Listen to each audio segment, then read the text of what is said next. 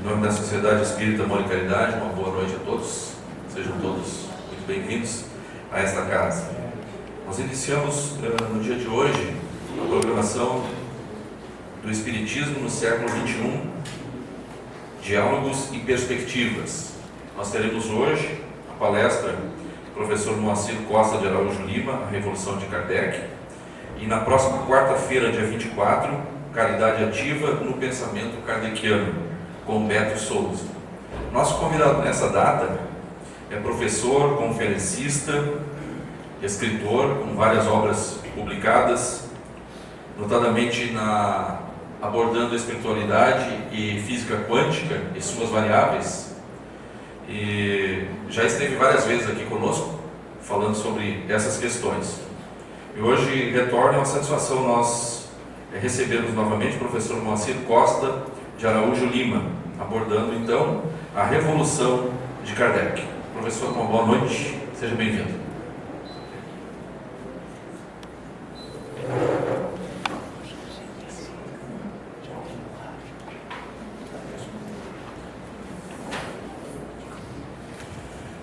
Boa noite a todos.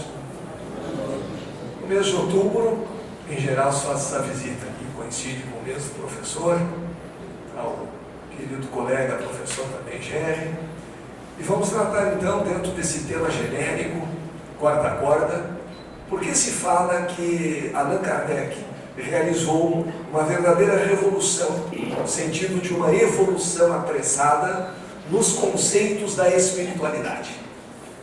Primeiramente, o Espiritismo nos ensinou a romper várias cordas, várias amarras. E nós temos que ter aquela capacidade de discernir que em nossa existência há algumas cordas que são úteis por algum tempo, depois devem ser abandonadas, e outras das quais não devemos sequer nos aproximar, aquelas do preconceito, do ódio, do racismo, porque são verdadeiras amarras que nos atrasam e não são necessárias em nenhum momento da nossa vida. Mas a nossa existência é sempre um desafio para sabermos que cordas não são úteis. A diferença, por exemplo, entre uma corda que prende o laço de amizade, que tem aquela propriedade elástica. Os laços de amizade nós podemos estar longe e eles se mantêm. E basta que nós pensemos no amigo, nos reaproximemos e todo aquele sentimento, como numa primavera, ele brota outra vez e se mantém incólume diante de todo o afastamento, de toda a intempérie. E nós começamos na história da humanidade dessa maneira, cortando cordas. A primeira que nós devemos cortar, e o Espiritismo nos ensinou isso muito bem, é culpa e remorso. As religiões antigas nos ensinaram muito que nós somos eternamente culpados de tudo. Tudo era pecado, tudo era feio, tudo era proibido. Nós tínhamos que pagar as culpas de Adão e Eva, a quem sequer fôramos apresentados. Tudo que nós fazíamos era errado. O homem era descrito como um ser muito mau, e hoje nós temos que entender de um modo diferente e nos livrarmos das culpas, principalmente da chamada culpa onipotente. Há uma confusão que muitas vezes nós não percebemos entre o sentimento de culpa não justificada e a onipotência. Por exemplo, convidamos uma pessoa para uma festa, digamos, de nosso aniversário. Essa pessoa é um amigo que há muito nós não vemos, vem atender a nosso convite e no caminho sofre um acidente qualquer. E nós nos consideramos culpados o resto da vida. É falsa culpa. Mas se eu não tivesse convidado, eu não teria vindo, não teria sofrido um acidente. A vida não é feita de si. E nem tudo na vida tem lógica. O que existe é a nossa intencionalidade ou não. Qual foi a intenção do convite? Conviver fraternamente com um amigo. O resto é acidente da vida material. E não qualquer culpa nossa, porque não temos todo esse poder. E por que culpa se confunde com onipotência? É bem simples. Visitamos, por exemplo, um amigo que está enfermo.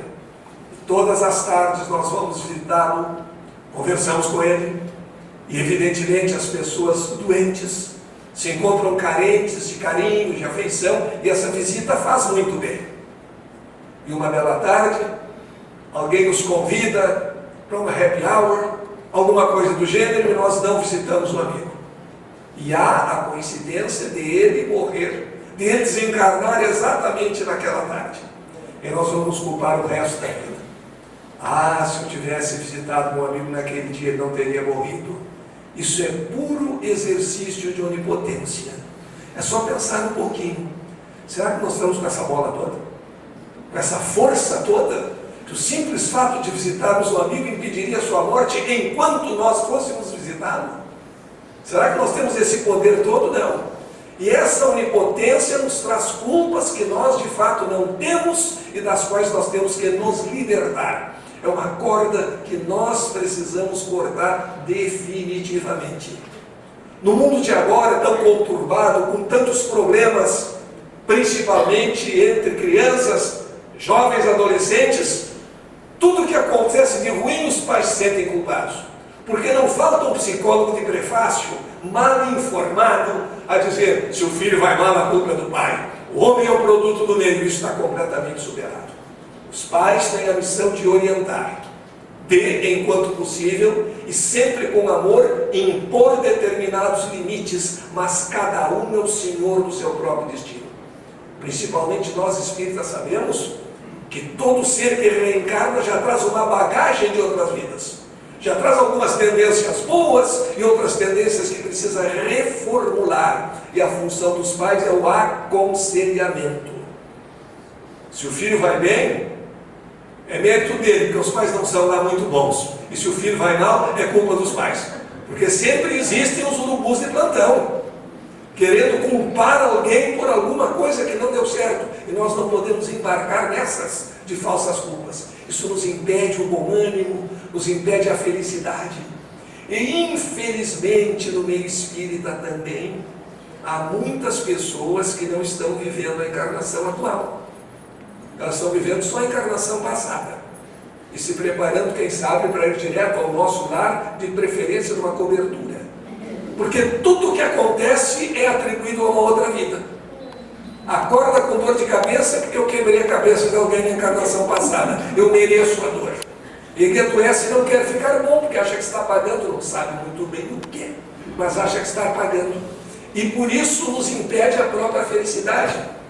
O que Nietzsche, o filósofo, ateu, mas de grande visão, sempre dizia: um dos grandes erros das pessoas que exageram na religiosidade é transferir a felicidade para o futuro. Eu abro mão de ser feliz agora, eu só me queixo da vida, com isso eu torno infelizes as pessoas que estão próximas de mim, e assim não me realizo. Nós não estamos aqui exclusivamente para pagar a culpa do passado, até porque se o juro for estilo juro brasileiro, nós vamos passar a vida inteira pagando e terminamos morrendo devendo mais do que no início. Nós estamos aqui para aprender a amar e para sermos felizes, nos libertando de remorsos, de falsas culpas. Por quê? Aqueles compromissos que tivermos que resgatar perante a existência virão. Não precisa ninguém chamar, mas a dedicação à caridade pode reduzi-los ou até eliminá-los. Chico Xavier diz claramente que se os senhores do karma, quais oficiais de justiça apresentarem uma conta, vêm nos buscar para o resgate de algum débito e nos encontram dedicados ao serviço do bem e da caridade, nossa pena poderá ser protelada ou até comutada. Há várias maneiras de nós resgatarmos qualquer culpa que tenhamos, e a melhor delas é fazer o bem ao próximo, é proceder na vida com alegria, é seguir a vida com entusiasmo, aproveitando todas as oportunidades de aprendizagem que a vida nos oferece. E aí a primeira grande culpa, lá no paraíso: comer ou não comer? Eis a questão. Falava-se da maçã, por óbvio. Mas nessa história toda, há um detalhe muito interessante, que muitas vezes não é bem apanhado. Já que isso é uma simples lenda, como nós sabemos, vamos fazer outra lenda dentro dela, para libertar Eva da corda de culpa que aprende historicamente, e com Eva libertar a mulher. Porque a história conta que lá no paraíso, Deus, um belo dia, resolveu fazer o homem. Não sei se arrependeu. Pelas religiões antigas deve estar arrependido. Porque as religiões antigas, naquele seu sentido de onipotência, diziam que nós, ao pecar, ofendíamos a Deus. Agora vamos pensar um pouquinho no tamanho do universo e verificar se não é muita pretensão nossa. Uma subpartícula de carbono perdida lá no fundo do quintal da Via Láctea, ofendendo a inteligência suprema. Ou Deus anda muito melindrado, com baixa autoestima, se ofendendo à toa, precisando urgentemente de um atendimento psicológico ou de um coaching, que está mais na moda, ou nós estamos tão poderosos que nem estamos nos dando conta. Ideia de ofender Deus. Mas lá pelas tantas ele resolveu fazer o homem. Agora vejam os detalhes, e porque essas lendas não podem ser tomadas ao pé da letra. Fez o homem de barro e soprou nele uma alma imortal. Tempos depois, como não tinha grande experiência com o ser humano, entendeu que não era bom o homem ficar só e resolveu dar-lhe uma companheira. Não sei se aquelas feministas extremadas não ficaram bravas, não sei por que não ficaram bravas com esse texto, porque o texto é machista, ainda mais hoje com a censura de tudo, né? Politicamente correto. Imagina, fez a mulher para servir de companheira do homem, não tem finalidade em si mesma. Isso seria muito triste. E o pior é que alguns tomaram isso tudo ao pé da letra. Aí Deus põe Adão em sono profundo, a primeira anestesia por hipnose na história da humanidade. Tira uma costela, não é carne de primeira, molda Eva, acorda, mostra para Adão, e se for gaúcho, pergunta: que tal? Gostaste? Aí, há um detalhe.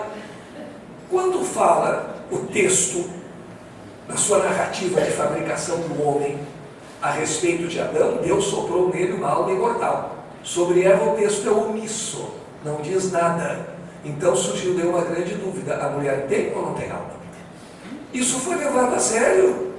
Depois de séculos da era cristã, a Igreja Católica, num concílio, por maioria de votos, não foi por unanimidade, chegou à conclusão de que a mulher tem alma. Então, mulheres aqui presentes, tudo tranquilo. Pelo menos, desde aquele concílio, você já tem alma. Não sei se o efeito era retroativo ou não. Levar uma coisa dessa ao pé da letra e perder tempo discutindo isso. Mas o que eles não conseguiram esconder, e que é patente mesmo na lenda, é o mérito da mulher. Porque eles podiam fazer tudo lá pelo paraíso, menos provar o fruto da árvore proibida, chamada árvore do bem e do mal. E aí, Eva perguntada: por que não podemos comer o fruto daquela árvore? Porque o Senhor proibiu. Por que o Senhor proibiu? Não nos cabe indagar porque o Senhor proibiu. Dogmatismo. Aí já começa a revolução de Kardec, contesta, pergunta, investiga, não submete, porque isso é o que se chama argumento de autoridade, muito comum na área jurídica. Fulano disse, amém, não. Tudo que alguém disse, se for verdadeiro, submetido à prova, mostrar-se-á verdadeiro. E nem tudo que alguém diz é absolutamente verdadeiro, porque ninguém tem o domínio completo da sabedoria. Então Eva se revolta contra esse argumento de autoridade. O senhor não explicou por quê? Não, mas então não aceito. E ele começou a insistir. Diz, quando acordava Adão no meio da noite, já pensaste por que não pode comer o fruto daquela árvore? Vamos dar uma provadinha. Elas não pode, o senhor proibiu. Mas aí quem conhece as mulheres sabe. Quando a mulher insiste em alguma coisa, pode variar o número de não, mas o último será sempre transformado em sim. Então não perde muito tempo, diz sim logo e está resolvido o problema. Mas Adão foi resistindo algum tempo, e a mulher, já sabendo desde aquela época que em geral o homem não aceita muito a opinião da companheira, não leva muito a sério. A conversa do amigo torcedor, depois da quinta cerveja num barzinho, comemorando a vitória ou chorando a derrota do seu time, num caso mérito do time, no outro culpa do juiz, respectivamente. Aquilo que ele diz depois da quinta cerveja é de uma filosofia profunda. Aquilo que a mulher diz em casa não tem lá grande utilidade. Então ela, sabendo disso, inventou a história da serpente. Olha, A serpente, que é muito esperta, me falou que se comêssemos do fruto daquela árvore, e o texto é interessante porque vem no plural, passaríamos a conhecer o bem e o mal como os deuses. E tanto foi que Adão aceitou comer do fruto da árvore proibida. Mas veja o detalhe: conhecer a diferença entre o bem e o mal, assim como os deuses. A diferença entre o bem e o mal faz parte do mais importante e relegado, infelizmente, capítulo da filosofia, a ética. A diferença entre a boa e a má conduta, a diferença entre ser nocivo e ser útil, é a exata diferença entre o bem e o mal. E com isso, a partir daí, o ser humano despertou o que significa o despertar da consciência. Caminhar com a sua própria força e saber a diferença entre o bem e o mal. Sabemos que o homem é mais acomodado. Dá uma rede entre dois coqueiros, uma água de coco fresquinha, ele está feliz ali o resto da vida. A mulher já é mais instigadora, já quer novidade. Como é que está o assunto lá no emprego? Não progrediu nada ainda, mas isso vai ficar nessa pasmaceira. Não, vamos adiante, vamos fazer alguma outra coisa. E assim foi por lá. Mas aí, o Senhor ficou feliz com essa decisão. Diz o texto que não, que ele ficou furioso. Não, ele só fez um joguinho de cena. Porque se o homem foi feito à imagem e semelhança do Criador, quem é feito à imagem e semelhança do Criador é necessariamente criativo. E quem é criativo vai enfrentar novos desafios. Ah, mas haveria dificuldades lá fora, claro. E da dificuldade e da vontade de vencê-la surge o quê? O progresso. As distâncias eram muito grandes, inventa a roda, inventa o avião, inventa o foguete, inventa o satélite artificial. E assim, graças à instigação da mulher, o homem criou coragem e saiu daquele paraíso aparente, onde por não haver nenhum tipo de problema, também não haveria nenhum tipo de progresso. O Senhor ficou muito contente, só fez aquela onda de que estava zangado, e a vida continuou. Então aquela saída do paraíso foi a primeira corda que se rompeu, simbolicamente, trata-se por óbvio de uma lenda, quando se optou entre a inconsciência e a consciência. Para um leão, devorar um cordeiro ou um recém-nascido é a mesma coisa. Para o ser humano não. Por quê? Porque conhecemos a diferença entre o que devemos e o que não devemos fazer. Surgiram as ciências do dever ser. E as ciências do dever ser dependeram de toda aquela movimentação da Eva para convencer Adão a sair daquela tranquilidade que ele não tinha nada que fazer e ir para o mundo, buscar novas conquistas.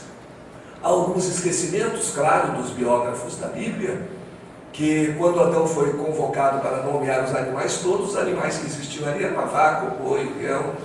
Portanto, toda a pré-história, antes do aparecimento do homem, não existiu. Mas, simbolicamente, cortamos uma corda. Cordas são úteis por algum tempo. O navio, enquanto à beira do cais, tem que estar amarrado, para que o movimento das águas não o jogue contra a murada e prejudique a sua estrutura externa. Mas a missão do navio não é ficar amarrado ali sempre. Se ele fosse pensar, poderia algum desses que gostam de pressagiar o desastre dizer: fica quietinho na beira do cais, paraíso, está bem aí, não tem grandes ondas, não tem que fazer esforço, não gasta combustível, fica quieto aí. Mas o navio não foi feito para isso. Assim como nós não fomos feitos para permanecer na inércia. A sua missão é singrar os oceanos, é ir por novos mares, é ir a novos países, a outros portos, a outros cais, a outros abrigos. Ah, mas haverá tempestades, haverá ondas altas, haverá ressaca, haverá, mas tudo isso ele é feito para suportar. Nós somos feitos para vencer os desafios da vida e não fazer como um avestruz que enterra a cabeça na areia e acha que nada está acontecendo em volta. Aliás, a nossa vocação, que nós já nascemos cortando corda, é necessário na vida. Imagine que o bebê pudesse ter uma aprendizagem lá na vida intrauterina e ficasse sabendo de determinadas funções que existem em seu organismo. Então ele saberia que o cordão umbilical é responsável pela transmissão do sangue da mãe, sangue venoso, um sangue pobre em oxigênio, daí o coraçãozinho dele tem que bater mais rapidamente na vida intrauterina. Ele está ali flutuando na bolsa d'água, mas é absolutamente necessária a presença do cordão umbilical para que ele se mantenha vivo. corte no cordão na vida intrauterina é a morte do bebê. Aí ele fica sabendo disso. Aí um belo dia ele é convocado a nascer. Sempre vai ter algum profeta de mau agouro que vai dizer: olha, lá fora a vida é muito difícil. Fica aí boiando, aguinha morna, de um lado para o outro, fica te distraindo por aí, temperatura boa. Não sai, mas ele sai. Sai, já começa a ter uma luminosidade diferente, já dói um pouquinho os olhos, já o atrito com as cobertas, que por macias que sejam, são menos cômodas do que o líquido em que ele boiava na vida intrauterina, ele começa a enfrentar dificuldades. E se pudesse argumentar, talvez dissesse: eu quero voltar porque aqui fora está muito difícil. É muito barulho, a gente gritando, me agarrando sem jeito, eu sinto dor nos meus bracinhos quando me agarro, não está bom isso aqui. Aí alguém convenceria o neném, diz: não, mas tem que ficar por aqui, agora eu estou novo, vai melhorar. Você tem que acreditar que vai melhorar, é um jeito. Então o que aconteceria logo em seguida? Agora vamos cortar o cordão umbilical. Ele mandava chamar a polícia. Querem me matar, porque eu aprendi que o cordão umbilical é indispensável para a minha vida. É, quando? Na vida intrauterina. E depois, não mais necessário. Então saber o momento, aí é a saída do paraíso. Aí tem que andar com as próprias forças, tem que enfrentar dificuldades. Não tem tudo a tempo e a hora, mas essas dificuldades é que nos ensinam o caminho do progresso, da vida, da vitória, porque se não enfrentarmos dificuldade alguma, nós não venceremos. Então precisamos saber sempre o momento de cortar aquelas amarras. Aqui está representada uma experiência verdadeira que foi feita com um elefante. E um elefante pequeno, recém-nascido, foi amarrado a um tronco e ele podia girar no raio da corda que o prendia ao tronco e não tinha força suficiente para arrebentar aquela corda. Com o tempo o elefantinho foi crescendo e a corda que inicialmente era grossa foi sendo substituída por cordas cada vez mais finas, até que o elefante adulto estava preso a uma estaca de cabo de vassoura com uma cordinha muito fininha que qualquer um de nós poderia arrebentar com absoluta facilidade, e ele continuava a andar em roda. Por quê? Porque não acreditava nas suas possibilidades, porque acreditava que estava amarrado através de um elemento que não tinha força suficiente para romper. Essa dependência é que caracteriza a ortodoxia religiosa, a ortodoxia moralista. Nós não podemos romper essa corda, nós não temos força suficiente. Era como os oceanos antigos, a parte que não era conhecida diziam que era cheia de serpente, disso, daquilo, dizia: não vai lá. Como muitos diziam: não vai na doutrina espírita, não trata com os espíritos, que isso é muito perigoso, tu vai ficar louco. E as pesquisas atuais mostram que as pessoas que praticam a espiritualidade, em média, têm saúde mental superior àquelas que não praticam espiritualidade alguma. Então é o momento também de acreditarmos nas nossas forças. Há uma frase muito interessante de Swami Vivekananda. Swami Vivekananda era um praticante da Karma Yoga que viveu muito tempo nos Estados Unidos e apresentava conferências em todo o mundo. E há uma frase que é muito interessante. Ele dizia: confia em Deus, mas confia primeiro em ti. Porque se não tivermos confiança em nós mesmos, nós vamos pedir erradamente. Vamos pedir que alguém faça algo por nós, como o filho que pede para o pai fazer o tema por ele, e há pais que fazem, e depois não sabem porque não houve progresso na escola. Então a confiança em nós, na possibilidade de vencermos obstáculos que existem exatamente para serem superados. Assim era o começo, assim ele se sentia, assim ele estava. Nós podemos estar assim, e nos sentirmos assim: ah, eu estou cheio de pecado, eu tenho muita coisa para pagar, eu estou doente, graças a Deus. Não reza por mim que eu não quero melhorar, eu quero me livrar logo, pagar todas essas contas de uma vez. Não tem mais quem me tire do SPC, então eu fico assim, pagando conta à toa, deixa assim que está bom, e não está bom. E aí vem aquela famosa transformação do Nietzsche em Zaratustra, na evolução do espírito, em que esse filósofo ateu vai ter uma opinião coincidindo com a opinião de Jesus. O Zaratustra, o profeta ateu criado por Nietzsche, dizia que o espírito humano tinha que passar por 3 fases. Primeiro deveria ser um camelo. E o camelo transporta muita carga, sem saber por quê, nem para quem, nem para onde. Então ele diz o seguinte: o camelo até dobra os joelhos para que a carga seja colocada em seu dorso.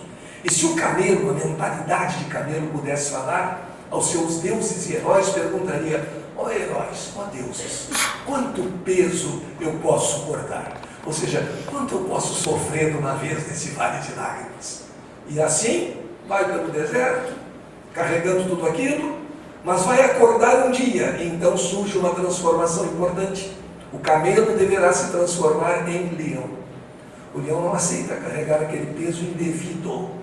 O leão vai sacudir o dorso, vai jogar aquela carga na areia e vai sair independente, buscando a liberdade de poder lutar pelo seu amor, a liberdade de poder fabricar o seu destino, de escolher os rumos a seguir.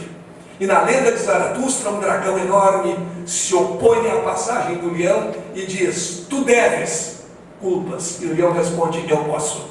Em cada escama daquele dragão enorme está escrito: tu deves, tu és pecador, toda a moral e todos os costumes estão escritos em mim, tu não podes ir adiante. O leão enfrenta o dragão, vence e vai adiante. Mas, diz Zaratustra, uma terceira transformação há que existir. O leão deverá se transformar em criança. E os discípulos perguntam: mas o que pode uma criança que não pode o leão? E ele diz: a criança é a renovação, a criança é a vida pela frente, a criança é a facilidade de sorrir, a criança é a possibilidade de sonhar, de ter expectativa, sem esquecer que, se preciso for, tem a bravura do leão e tem a força do camelo, mas deverá usar com sabedoria. Isso mesmo Nietzsche não querendo, porque era ateu, é uma imagem perfeita da nossa evolução e da reencarnação. E Jesus disse: não vos tornardes como esses pequeninos, não entrareis na casa de meu Pai.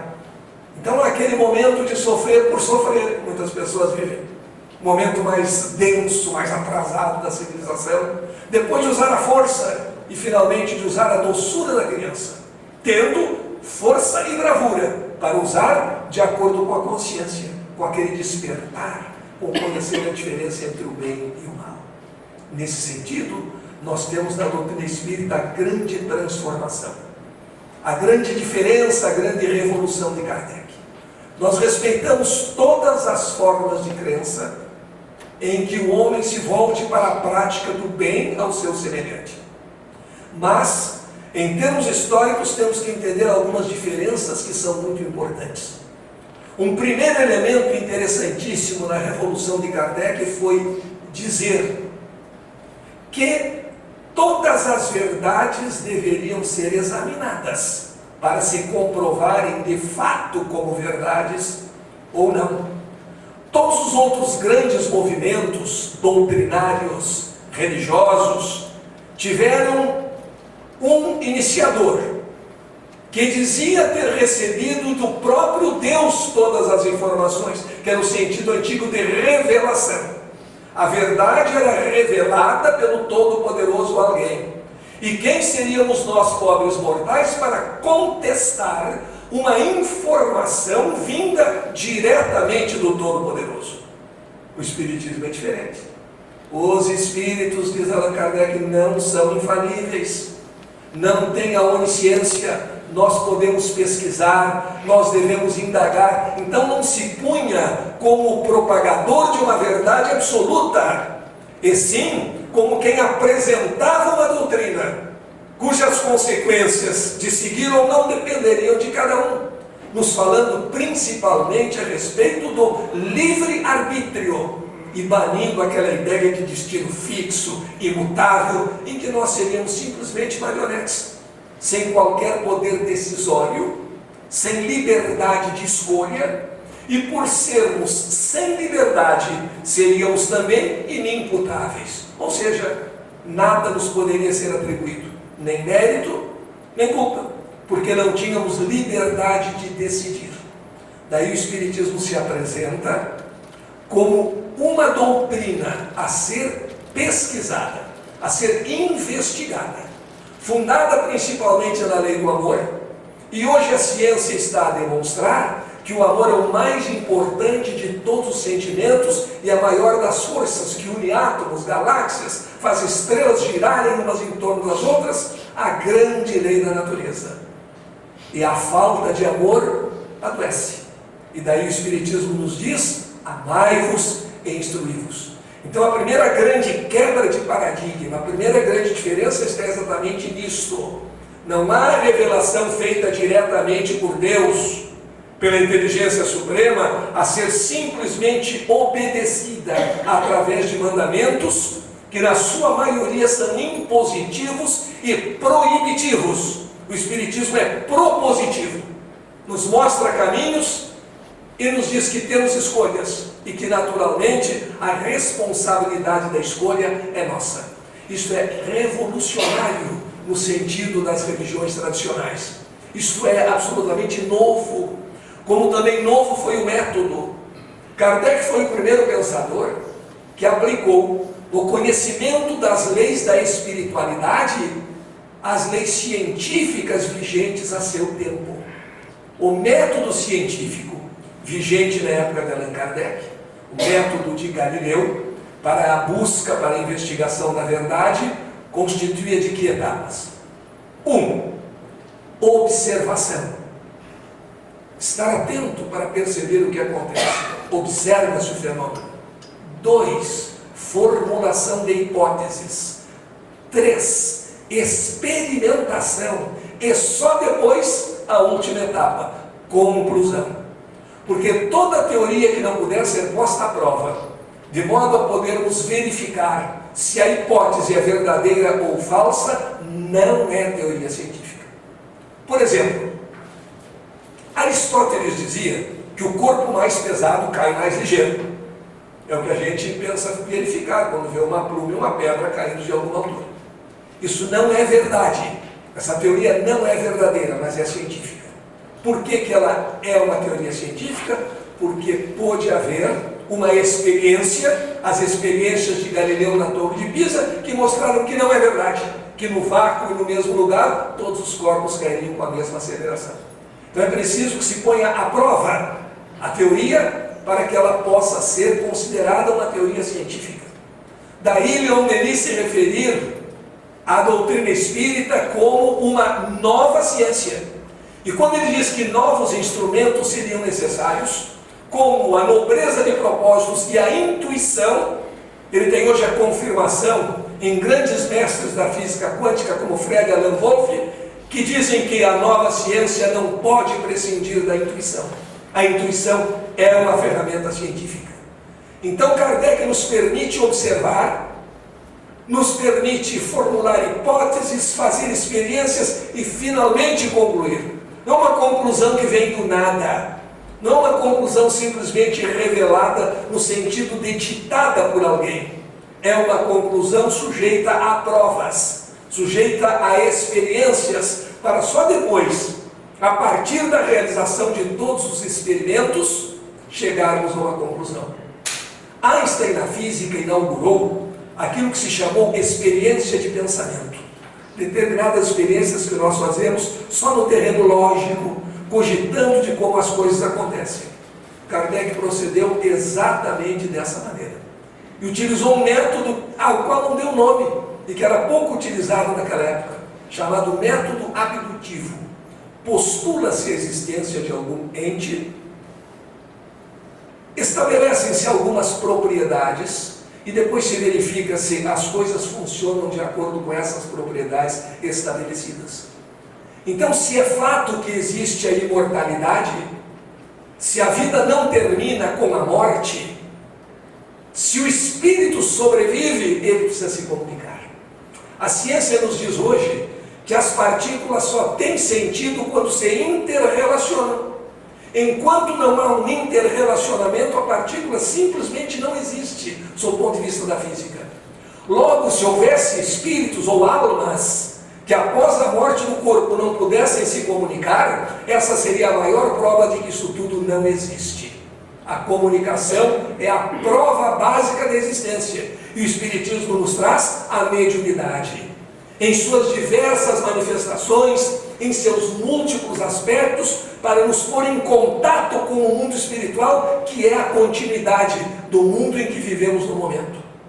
A pluralidade dos mundos, a reencarnação como prova absoluta da justiça divina, porque uma só vida, uma só oportunidade, e após isso, uma premiação ou uma condenação eternas seriam igualmente injustas.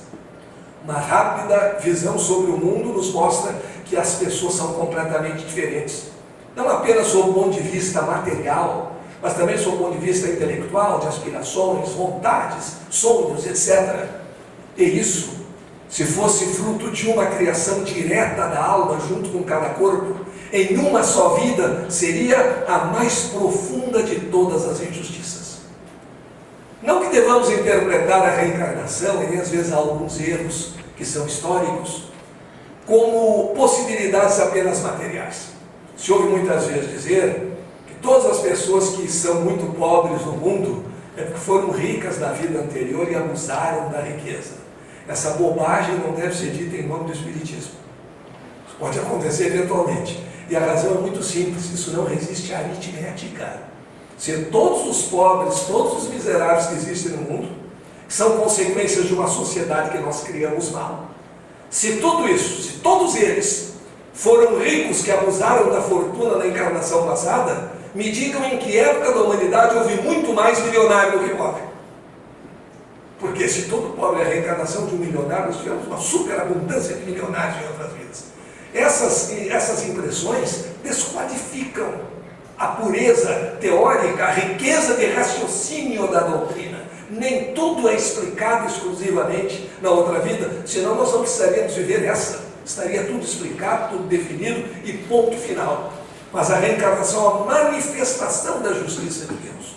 Não pensemos somente nas nossas possibilidades materiais, nós vamos pensar na capacidade de raciocínio de cada um, de enxergar a vida, de trazer uma boa mensagem, de trazer felicidade ao seu próximo, outros que vivem mais aborrecidos, pessoas com ânimos completamente diferentes. Ânimo é alma, nós somos almas diferentes, porque nós temos vivências diferentes, nós temos experiências diferentes, e o que importa mesmo é que aproveitemos o momento atual.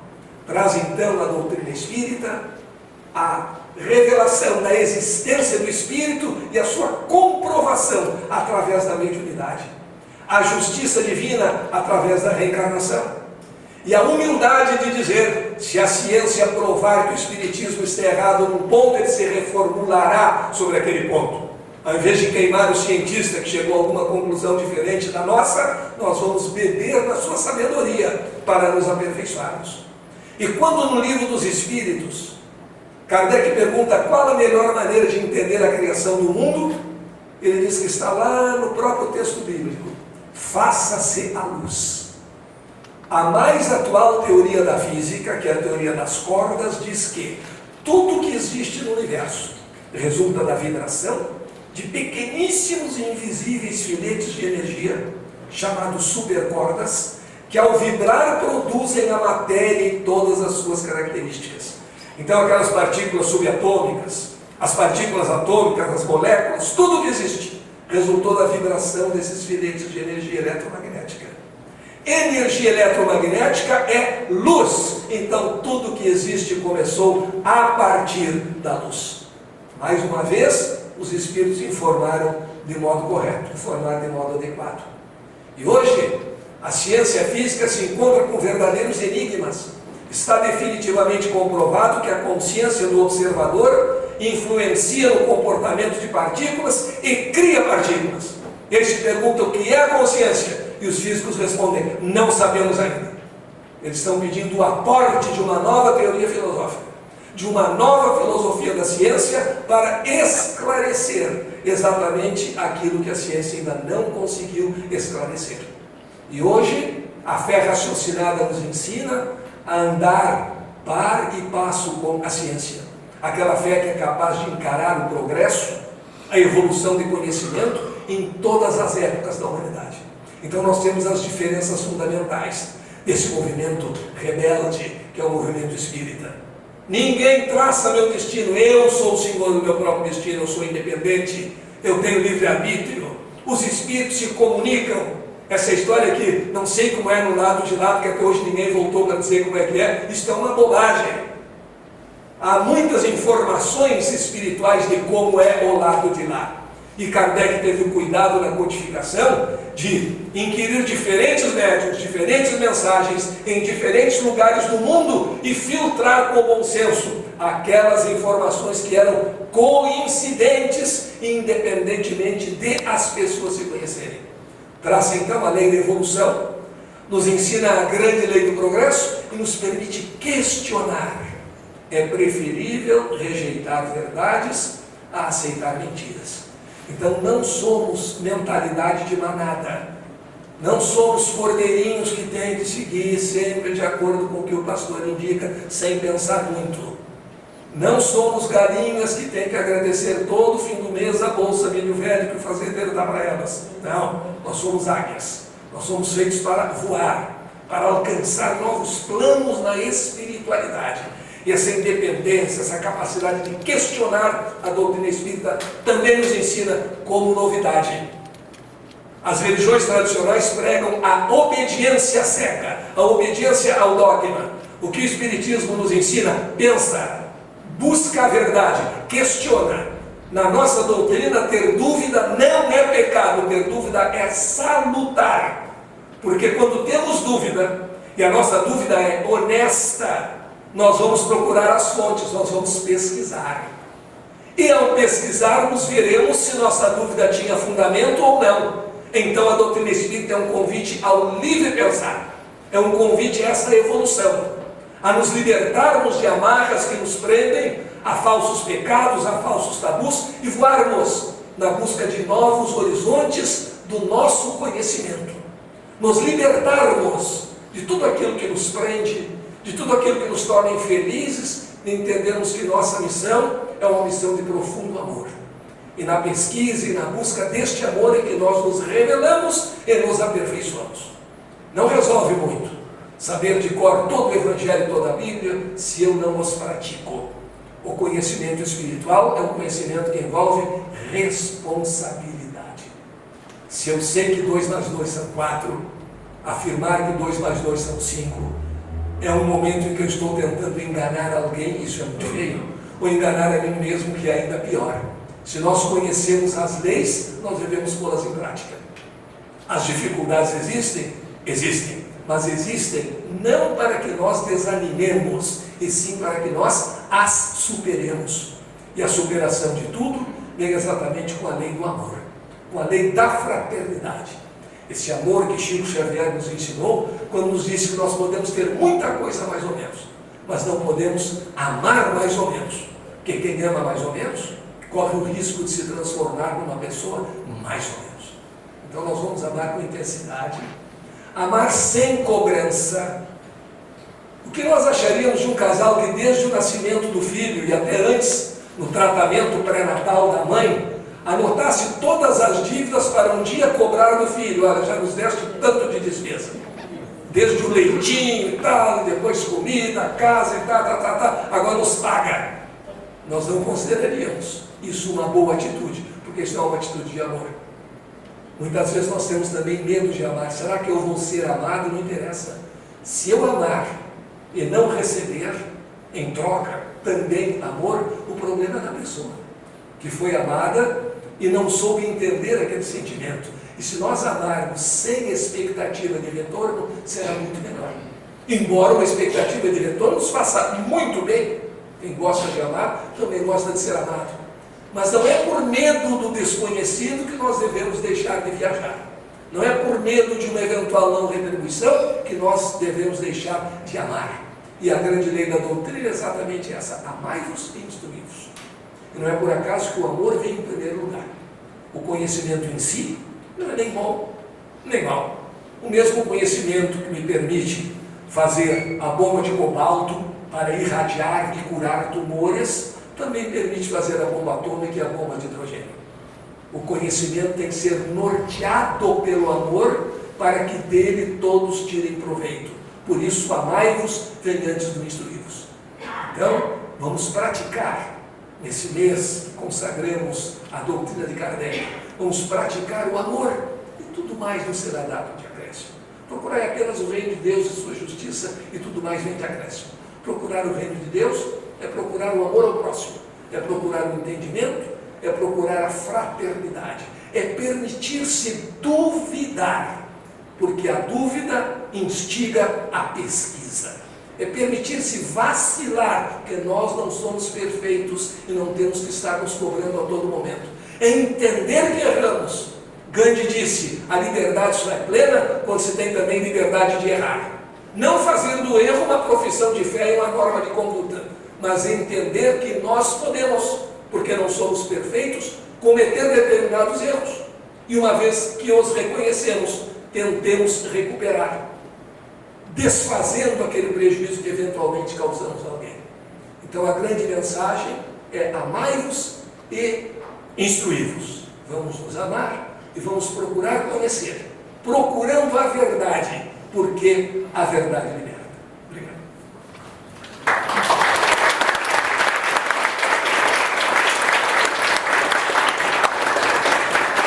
A proposta do trabalho hoje é a gente trazer um questionamento para o professor Macir, e o senhor lembrou ali um escritor francês de uma linguagem muito bela, quase poética, que é Leon Denis, e ele fala em O Problema do Ser, do Destino e da Dor, quando ele fala sobre o pensamento. Ele diz que o pensamento é uma ação, e essa ação cria realidades. E na sua obra aqui, Corta a Corda, o senhor fala sobre liberdade e criatividade, que estão, de certa forma, ligados com o pensamento. Pois essa é uma ligação muito importante. Quando nós vencemos os nossos medos, nós começamos a ter a liberdade de criar. E a criatividade, vamos pensar, por exemplo, numa obra de arte, uma pintura célebre. Aí está a expressão da criatividade. O que acontece neste momento? O pintor, o artista, ele tem que ter a liberdade de invadir o mundo natural. O seu mundo interno invade o mundo natural. E dessa invasão amorosa há uma fecundação. E dessa fecundação exatamente surge a obra de arte, como um exercício de liberdade. Daí porque a pintura é diferente da fotografia. A fotografia retrata a paisagem. A habilidade do fotógrafo está em escolher o melhor ângulo, mas ainda não há criatividade, embora haja inteligência e a busca de um ângulo adequado. Mas a criatividade está no quê? A árvore que nós vemos no quadro não é necessariamente igual à árvore que se vê na rua. Aquela noite de bar, retratada por Van Gogh, com estrelas enormes, do tamanho de lâmpadas, não é como se vê o céu, mas é como ele via na sua angústia ao pintar também os girassóis. Então é preciso ter coragem de usar da liberdade, de com o meu mundo interior invadir o mundo exterior. E dessa fecundação surgir um ser que não é nem só o meu mundo exterior, nem o retrato perfeito do mundo exterior. É a novidade, é a criação, e exatamente aí repousa a arte, que para se manifestar precisa da liberdade e da criatividade do espírito. Senão nós ficamos em situações intermediárias, como aquelas pessoas que não têm a coragem de dar um passo à frente e dizem: se eu tivesse estudado mais eu teria passado, mas eu não estudei. Se eu tivesse caprichado mais o meu quadro seria melhor, mas eu não caprichei. É como marcar um encontro amoroso e ficar muito feliz pelo fato de ter marcado o encontro e não ir lá. Esse medo da criatividade, esse medo da invasão de universos, da intersecção nova é que nos prejudica. E quem mais gera o medo é exatamente as culpas, aquela imagem negativa do ser humano. Então essa é a liberdade de criar. E quando nós temos muito medo, nós vamos avançando nessa escala e terminamos com o quê? Medo de amar, medo de ousar e medo de criar. Por isso, cortamos as cordas, vamos adiante e desenvolvemos a nossa criatividade, nosso modo de interpretar cada coisa. O Espiritismo nos dá essa liberdade. Existem respostas dos Espíritos Aqui eu posso dar diferentes interpretações. Aí a importância da interpretação, a hermenêutica, a mais importante das ciências. Einstein disse que o mais admirável não é que o homem tenha visto o universo, é que ele tenha conseguido, pelo menos em parte, compreendê-lo, interpretá-lo. Que a interpretação é que vai dizer muito, inclusive, sobre as nossas atitudes. O senhor comenta também na obra duas palavras que muitos dizem que estão hoje dentro de uma chamada doença social, que é a angústia e a ansiedade. Duas expressões que aparecem com muita incidência nos dias de hoje, e a gente nota isso nas redes sociais, a gente nota isso nas obras que a gente lê sobre terapias, enfim, essa luta do homem com as questões lá do passado, sua vivência angustiante, e com a ansiedade, que muitas vezes pode ser interpretada como vivenciar o futuro sem passar pelo dia de hoje. Alguns psicólogos estabelecem inclusive uma diferença, que a angústia se refere ao passado e a ansiedade a uma expectativa do futuro. Tem até alguns boleros argentinos que exemplificariam isso. A angústia de não ter mais é passado, e a ansiedade de ter mis braços é futuro. Mas nos estudos psicológicos, quando se faz uma enquete a respeito disso, se trata pela mesma palavra. E de qualquer maneira, há uma forma já definida de perceber algumas coisas das pessoas que sofrem de angústia ou de ansiedade. Eu não vou conseguir, nunca vai ser como eu quero. E se não vai ser como eu quero, eu não vou fazer nada. Ele se acomoda, ele fica preso no medo, ele dá uma de avestruz. E tudo isso ocorre principalmente porque nós estamos muito perdendo o foco, perdendo o rumo. Qual é a tua maior aspiração na vida? Não sei, é qualquer coisa. Para mim tudo está bom. Quem diz que tudo está bom, com a mesma facilidade diz que tudo está ruim, porque não está diferenciando uma coisa da outra. E aí vem exatamente a nossa capacidade de saber, dentre as nossas aspirações, os nossos sonhos, quais são os realizáveis e quais são aqueles que permanecerão como sonhos. E entender, existe uma pesquisa também sobre vocações, em que os pesquisadores chegaram à seguinte conclusão: a vocação é aquela tendência interior, vem do latim vocatio, chamar, a voz interna, e existe a aptidão, que são aquelas coisas que eu executarei com mais facilidade e com melhor resultado. Se as duas coisas coincidirem, ótimo. Mas se eu tiver que escolher, eu devo escolher a aptidão e usar a vocação como hobby. O que quer dizer isso? Uma pessoa que tem uma enorme vontade de ser um piloto e tem forte, grande e irreversível deficiência visual, mas tem muitas habilidades para outros setores, ele pode ser um excelente médico. Mas se aquela vontade de ser piloto, aí é o hobby. Se não dá para ser piloto mesmo, vai fazer aeromodelo, vai fazer alguma coisa do gênero que o coloque em contato com aquela aspiração, porque senão nós vamos gerar o quê? A frustração e todos os males decorrentes dela. Interessante, no Evangelho segundo o Espiritismo há uma passagem que é emblemática, dizendo que nós não devemos, e há alguns erros de confrades nossos, nós não devemos condenar todos os gozos terrenos. As coisas boas da vida são coisas boas mesmo, mas nós devemos saber utilizar esses gozos dentro dos limites. Ou seja, não é pecado nem é feio que uma pessoa tenha uma grande fortuna, desde que conquistada de modo ético. Agora, é ruim ser escravo da fortuna, o escravo do ter, que são aquelas pessoas, segundo o filósofo Humberto Roden, que não sabem possuir possuindo, elas possuem possuídas. E aí um exemplo muito tranquilo do tio Patinhas. parto mais rico do mundo, toma banho de dinheiro e não gasta nada porque tem medo de ficar mais pobre. Então ele criou lá uma fantasia, ele criou um rival, o McMoney, e de repente ele descobre que o McMoney está meio dólar mais rico que ele e entra em depressão. Nós entramos em angústia e em depressão, muito dependendo, às vezes, da própria química cerebral, certo? Mas muitas vezes dependendo de quais são os nossos valores. Eu devo querer ser bom, eu devo querer melhorar em relação a mim mesmo, mas quando eu quero ser melhor e o parâmetro é o outro, eu estou correndo risco de desilusão. Melhorar em relação a mim mesmo depende de mim.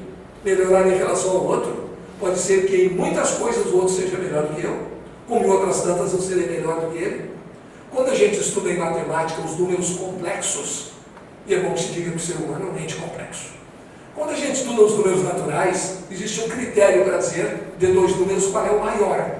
5 é maior do que 2. 0 é maior do que qualquer número negativo. Mas quando a gente estuda os números complexos, não há nenhum critério que permita dizer se um é maior do que o outro. Todos os critérios tentados falharam.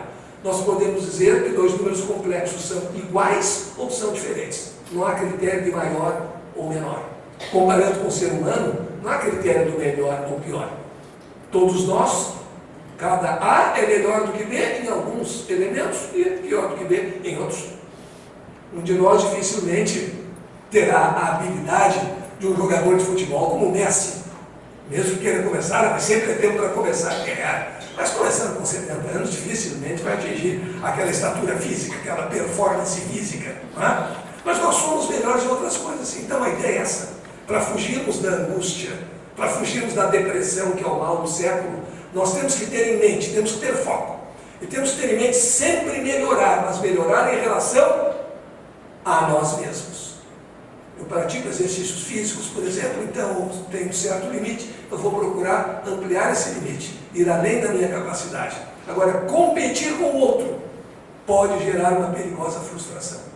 E se eu tenho esse objetivo de ser o melhor em tudo, aí eu já estou lamentavelmente frustrado, porque estou criando para mim mesmo um objetivo impossível.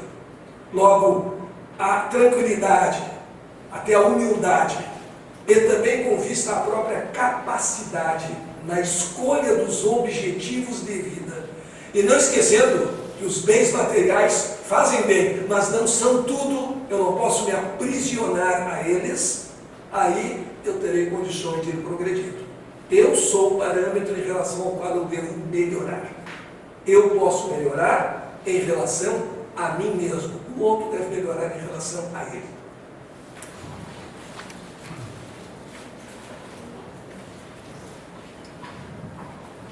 O professor Moacir daqui a pouco estará à disposição para autografar as obras lá na recepção. Nós temos algumas delas aqui. Quântica, Espiritualidade e Saúde. Quântica, Espiritualidade e Sucesso. Quântica, O Caminho da Felicidade. Perdão e Crônicas para uma Vida Plena. E Acorda, Um Voo para a Liberdade. São alguns, na realidade tem vários outros, né, professor? Então são algumas das obras que o professor Moacir trouxe e daqui a pouco mais ele poderá, autografar.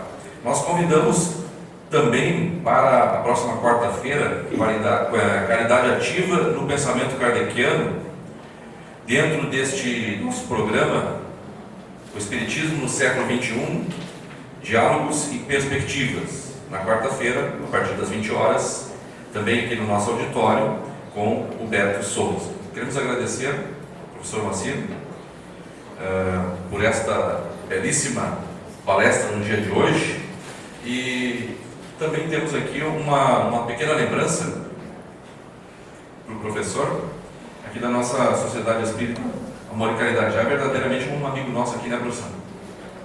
Tantas as vezes que aqui esteve, certamente tantas outras assim estará.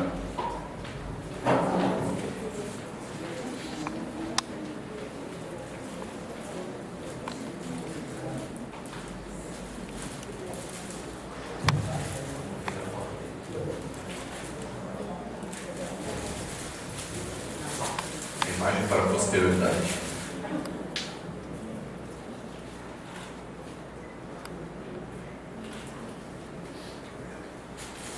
Vou fazer como nos debates aqui do professor. As suas manifestações finais. Está de moda hoje. Eu gostaria de aproveitar aqui a presença de todos e convidar um evento na Feira do Livro. Vai ser no dia 10 de novembro. É sábado, então é saudável também da Porto Alegre e tal. Eu estou lançando um livro novo, Quântica e Consciência. Esse livro tem uma parte final, inclusive, que é romanceada. Eu gostei muito dele. A gente gosta do livro, porque o livro é como filho, mas tem alguns que a gente entrega assim, porque está na hora de entregar. Esse aí foi inspirado pelo meu filho, ele que me sugeriu todo o roteiro, é diferente dos outros. Então, eu convido vocês, se puderem, para estar lá. É dia 10 de novembro, às 14 horas, uma palestra, entrada franca, naturalmente, no Centro Cultural Érico Veríssimo, no prédio da CE, ali na Rua da Praia, pertinho da feira. E depois, às 15h30, os autógrafos, o pavilhão de autógrafos da Feira do Livro. Agradeço mais uma vez o convite de vocês para estar aqui, nesse ambiente com vibrações tão positivas, e sempre que quiserem é só chamar, porque essa altura já não é mais convite, é convocação. Venha e está decidido o assunto. Muito obrigado mais uma vez pela presença de todos, e se Deus quiser, até a feira.